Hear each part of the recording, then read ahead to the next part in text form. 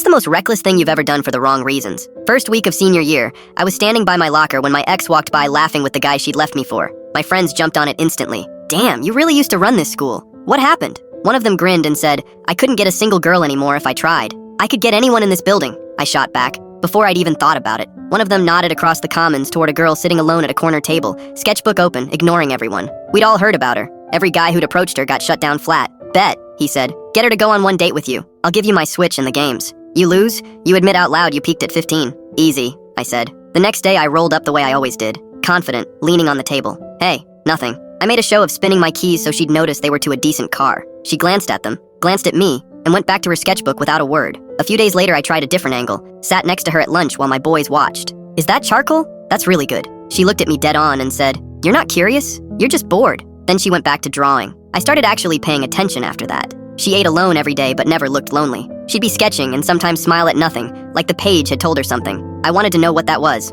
I found another excuse. After school I saw her drawing on the bleachers. What is it? I asked, and realized I actually wanted to know. She eyed me, suspicious, then said, A heron. They stand still for hours. Then they're gone before you even see them move. That was our first real conversation. Over the next few weeks we kept crossing paths. Some of it accidental, a lot of it not. Each time we talked a little longer. One afternoon I spotted her by the creek behind the school, crumbling bread for the birds. No friends around. No audience. I walked over anyway. Why are you always by yourself? I asked. She looked at me like she hadn't expected the bluntness. It's simpler this way. I kept pushing. Why not let anyone in? She laughed, but it came out hollow. Do your parents have steady jobs? A house? I said yeah, confused. If you'd spent middle school moving between foster homes, she said, and the one place that finally felt safe sent you back after 8 months, how would you spend your lunches? My stomach dropped. I had nothing. She nudged my shoulder. Relax, loser. I actually like talking to you. You too, I said, and this time I meant it. She smiled, and my chest did something stupid, and that's when I knew I was in trouble. That week I found my friends and told them the bet was off. Knew you couldn't do it. One of them laughed. The other said I was washed.